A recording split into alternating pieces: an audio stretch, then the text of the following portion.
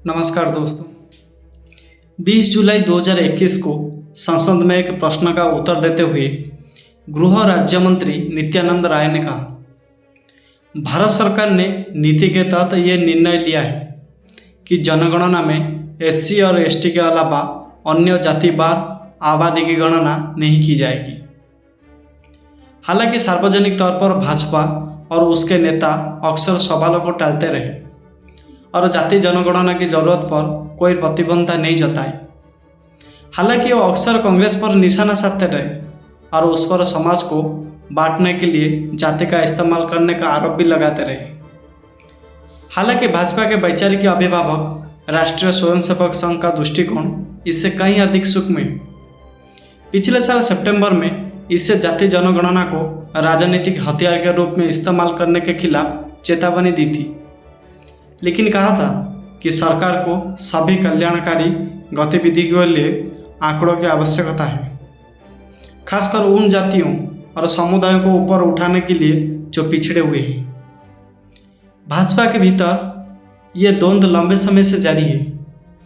अभी एक सप्ताह पहले 23 अप्रैल को छत्तीसगढ़ भाजपा एक सैंडल ने पहलगाम में मारे गए भारतीय नौसेना को जो नौसेना के लेफ्टिनेंट की तस्वीर पोस्ट की और उनकी पत्नी को सबके पास बैठे हुए दिखाया।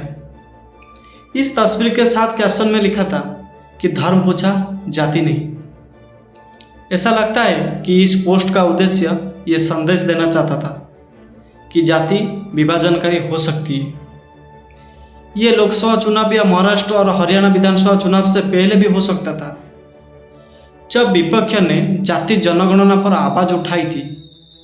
घोषणा का आश्चर्य इसकी टाइमिंग है, जो कांग्रेस के मुख्य मुद्दे को पंगु बना देती है और कांग्रेस नेता राहुल गांधी द्वारा बार बार उठाए गए मुद्दे की स्वामित्वता को छीन लेती है। ये तब हुआ है जब पहलगाम के बाद लोकप्रिय भावना और विपक्ष के समर्थन से सरकार अपनी सबसे मजबूत स्थिति में है। इसीलिए जाति जनगणना की मांग करना पार्टी के भीतर कांग्रेस की प्रतिक्रिया के बजाय उसकी चमक छीनने के रूप में देखा जा रहा है। दरअसल दोस्तों, केंद्रीय सूचना एवं प्रसारण मंत्री अश्विनी वैष्णव ने इसे कांग्रेस की नीति के उलट बताया, जिसका अनुसार कांग्रेस ने आज़ादी के बाद से और सत्ता में रहने के दौरान कभी जाति जनगणना नहीं कर पाई। उन्होंने यूपीए सरकार पर सामाजिक आर्थिक जाति जनगणना करने और इससे राजनीतिक उपकरण के रूप में इस्तेमाल करने का आरोप लगाया, जबकि 2010 में तत्कालीन प्रधानमंत्री मनमोहन सिंह ने लोकसभा में जाति जनगणना का आश्वासन दिया था। भाजपा के सूत्रों का मानना है कि ये एक सोची समझी प्रतिक्रिया है जो बिहार चुनाव से पहले विपक्षी दलों की राजनीति को खत्म कर देगी। एक सूत्र ने कहा कि ये विपक्ष से तेज छीन सकता है, जो बिहार चुनाव में जाति जनगणना को एक अहम मुद्दा बनाने की योजना बना रहा है। नाम न बताने का शर्त पर एक भाजपा सांसद ने इंडियन एक्सप्रेस से कहा कि मुख्यमंत्री नीतीश कुमार पहले ही जातिगत सर्वेक्षण कर चुके हैं, लेकिन हमने इसकी आलोचना की थी। चुनाव प्रचार में आरजेडी और कांग्रेस ने चुनाव को इसी के ईद गिर्द बनाने की कोशिश की होगी। अब उनके पास कहने के लिए ज़्यादा कुछ भी नहीं है। भाजपा सूत्रों ने कहा कि आगे चलकर पार्टी प्रवक्ता सर्वेक्षण और जनगणना के बीच में जो अंतर को सामने रखेंगे और बताएंगे कि कैसे भारतीय लोग विपक्षी दल जो अब जीत का दावा कर रहे हैं, जाति सर्वेक्षणों को राजनीतिक उपकरण के रूप में इस्तेमाल कर रहे हैं। भाजपा के एक अन्य सूत्र ने कहा कि तेलंगाना जैसे विपक्षी शासित राज्यों ने जाति सर्वेक्षण के जरिए लोगों के मन में संदेह पैदा कर दिया है। जनगणना के साथ साथ उचित गणना, जिसकी घोषणा केंद्र सरकार ने अभी की है, एक स्पष्ट तस्वीर पेश करेगी। अब अस्पष्टता के लिए कोई जगह नहीं होगी। वास्तव में 2024 के लोकसभा चुनाव के नतीजे के बाद कुछ ऐसा हो सकता है। कांग्रेस और अन्य विपक्षी दलों ने अपने अभियानों में जाति जनगणना पर जोर दिया और भाजपा को दो बड़े राज्यों जैसे उत्तर प्रदेश और महाराष्ट्र में नुकसान उठाना पड़ा।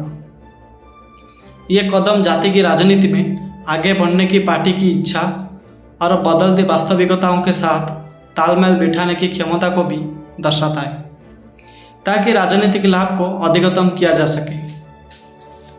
1980 के दशक के अपराध में भाजपा एक हिंदुत्व पार्टी थी और राम मंदिर इसकी प्रमुख प्राथमिकताओं में से एक था। ये तब था जब तत्कालीन प्रधानमंत्री वीपी सिंह ने दिसंबर 1990 में मंडल आयोग की सिफारिश को लागू किया, जिसमें सरकारी नौकरियों में ओबीसी के लिए 27% आरक्षण दिया गया। भाजपा ने जल्द ही अपनी रणनीति बदल दी, सामाजिक इंजीनियरिंग को आगे बढ़ाया, कल्याण सिंह और उमा भारती जैसे ओबीसी नेताओं को शामिल किया, जो दोनों ही ओबीसी लौद हैं। अगले दशक में भाजपा के प्रमुख राज्यों में ओबीसी नेतृत्व की एक नई पंक्ति उभरी, जैसे गुजरात में मोदी, मध्य प्रदेश में शिवराज सिंह चौहान और बिहार में सुशील मोदी। केंद्र में मोदी के सत्ता में आने से भाजपा की छवि बनिया ब्राह्मण पार्टी की बन गई, लेकिन विपक्ष ने 2023 में मंडल चर्चा को फिर से शुरू करने का फैसला किया, जिसमें कांग्रेस ने जाति जनगणना और ओबीसी, एससी और एसटी के बड़े प्रतिनिधित्व की मांग को सुर्खियों में लाया।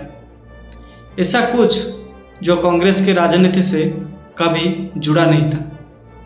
दरअसल दोस्तों, कांग्रेस मंडल लहर के साथ अच्छी तरह से तालमेल नहीं बिठा पाई, यूपी और बिहार में हार गई और 2006 में मानव संसाधन विकास मंत्री के रूप में अर्जुन सिंह ने मंडल 2 की घोषणा करके देरी की, भरपाई करने की कोशिश की, उच्च शिक्षण संस्थानों में ओबीसी कोटा का विस्तार भी किया। पहचान ना बताने की शर्त पर एक भाजपा नेता ने कहा कि आज एक झटके में भाजपा ने विपक्ष के आरोपों की आधार को खत्म कर दिया है और ओबीसी को यह स्पष्ट कर दिया है कि वो उनके मुद्दों की परवाह करती है।